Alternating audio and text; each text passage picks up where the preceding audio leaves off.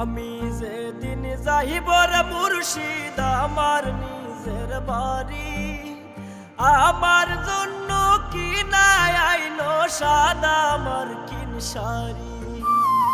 আমি